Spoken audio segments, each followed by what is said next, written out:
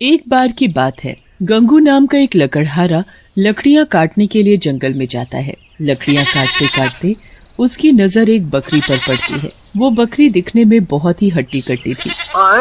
इस जंगल में ये बकरी कहाँ से आ गई? यहाँ आसपास तो कोई दिखाई नहीं देता। अरे भाई, ये बकरी किसकी है? इसका ध्यान रखो, नहीं तो ये रास्ता भटक जाएगी। मैंने इतनी आवाजें लगाई, फिर भी कोई नहीं दिखा यहाँ।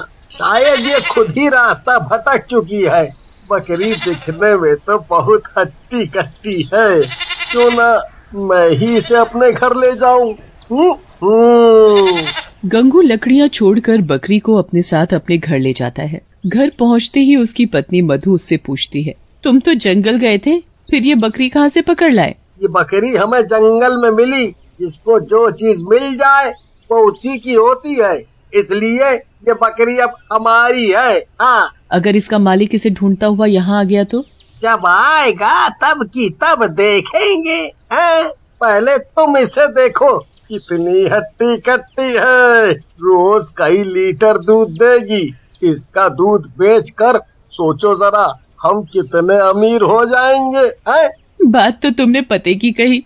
गंगा और मधु बकरी के मिलने से बहुत खुश थे, पर उन्हें ये नहीं पता था कि जिस बकरी को गंगू जंगल से अपने घर ले आया है, वो साधारण बकरी नहीं, बल्कि एक बकरी के रूप में चुड़ैल है, जो बकरी का रूप बदल कर लोगों को खा जाती है। अगले दिन मधु सुबह सुबह जल्दी उठ जाती है, क्योंकि उसे आज बकरी का दूध जो निकालना था। आजा आजा मेरे पास। तू अगर मुझे ढेर सारा दूध देगी तो मैं तुझे खूब हरी हरी घास खिलाऊंगी।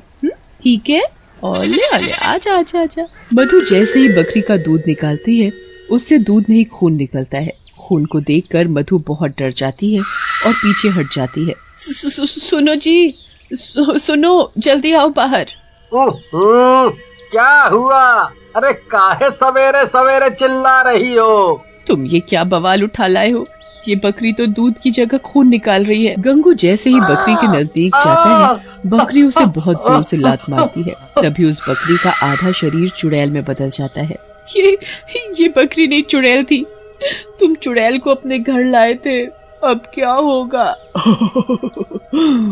मुझे अकेला पाकर और हट्टा कट्टा देखकर उठा लाए, पर शायद तुम्हें ये नहीं पता कि मैं इतनी हट्टी कट्टी तुम जैसे इंसानों को खाकर ही हुई हूँ। तभी मधु और गंगू वहाँ से भागने की कोशिश करते हैं, तो वो चुड़ैल बकरी दोनों को मारकर खा जाती है। बेवकूफ इंसान। फिर चुड़ैल वापस अपने आप को पूरा बकरी में बदल कर गाँव में घूमने लगती है। उसी गाँव में एक शमीला नाम की औरत रहती है। उसका एक जवान बेटा गुड्डू भी था। शमीला अपने बेटे की शादी को लेकर बहुत परेशान रहती थी, क्योंकि बेटे की शादी की बात बनते बनते हमेशा बिगड़ जाती थी।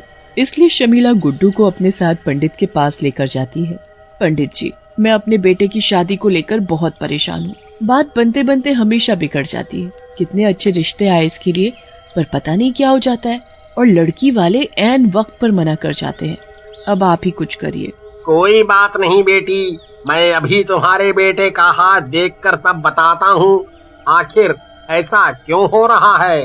पंडित गुड्डू का हाथ देखने लगता है। ओहो, कारण पता चल गया। क्या हुआ पंडित जी? कहीं बहुत बड़ी समस्या तो नहीं है? तुम्हारा बेटा मंगली है। ये सब इसी वजह से हो रहा है। समस्या है तो बड़ी, पर मेरे पास इसका उपाय भी है।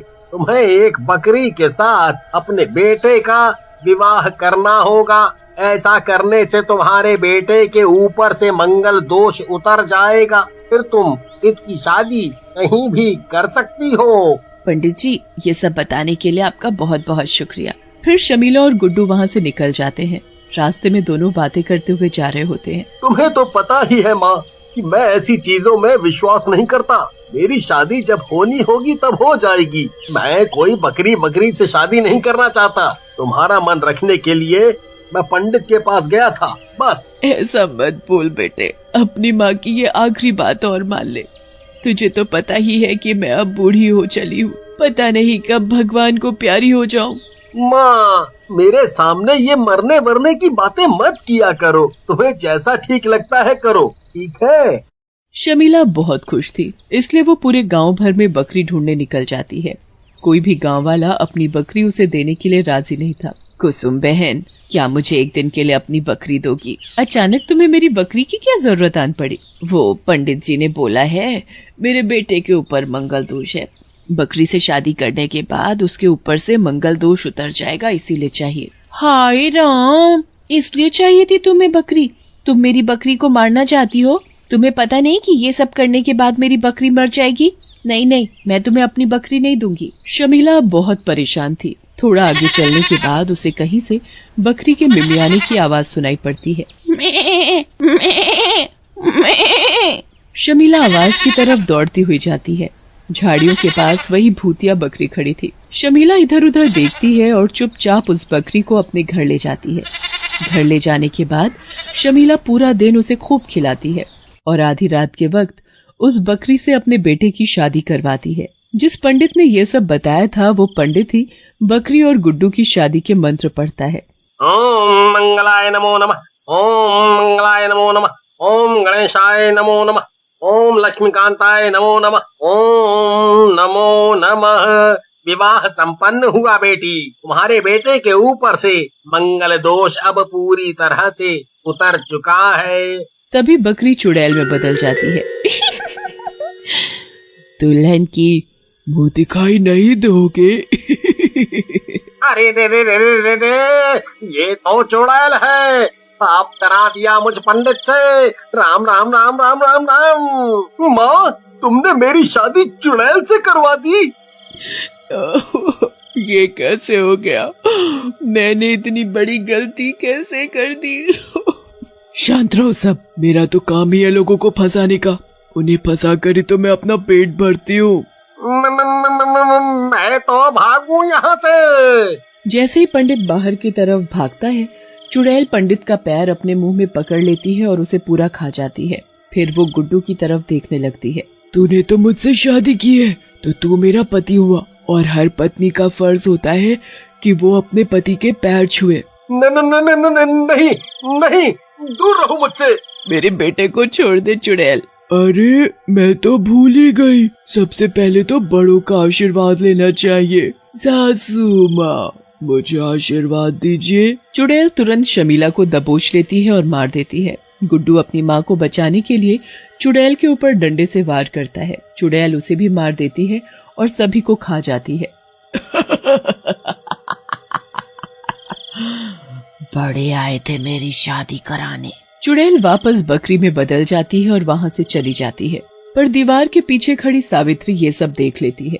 ये चुड़ैल बकरी एक एक कर सभी को खा जाए, उससे पहले मुझे सभी गांव वालों को इसके बारे में बताना होगा।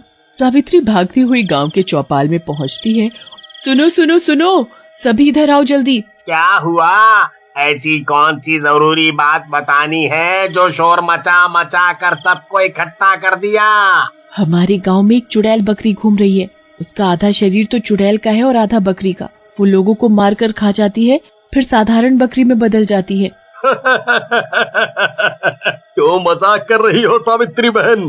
भला कभी ऐसी भी कोई बकरी होती है चुड़ैल जैसी दिखने वाली? फिर सभी गांव वाले हंसने लगते हैं। तभी वहाँ वही चुड़ैल बकरी मेह मेह करती हुई आ जाती है। अब तुम ये बोलोगी कि ये बकरी नहीं चुड़ैल है?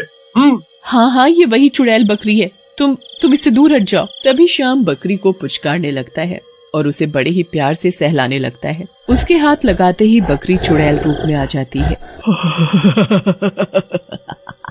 ये तो सच में चुड़ैल है। चुड़ैल बकरी एक एक करके सभी को झपटने लगती है। किसी को नहीं छोड़ूंगी, सबको मार दूंगी। मुझे अपनी जान बचाने के लिए कहीं छिपना पड़ेगा। तभी वो चुड़ैल बकरी एक छोटे से बच्चे पर हमला करने वाली होती है, पर उसका पिता हरिदास उसे देख लेता है। छोटू, मेरे बच्चे, मैं तुझे कुछ नहीं होने दूंगा। मैं तुझे बचा लूंगा। हरिदास को कुछ भी समझ में नहीं आता, क्योंकि चुड़ैल बिल्कुल उसके मुन्ना के सामने ही खड़ी थी और मुन्ना जोर जोर से रो रहा था। जैसे ही चुड़ैल मुन्ना पर हमला करती है, वैसे ही हरिदास कुल्हाड़ी लेकर उसके सामने आ जाता है और वो कुल्हाड़ी चुड़ैल बकरी के पेट में घुसा देता है। चुड़ैल वहीं तुरंत मर जाती है और हरिदास अपने मुन्ना को उठाकर अपने सीने से लगा लेता है। अब सभी गांव वाले उस चुड़ैल बकरी के डर से आजाद थे।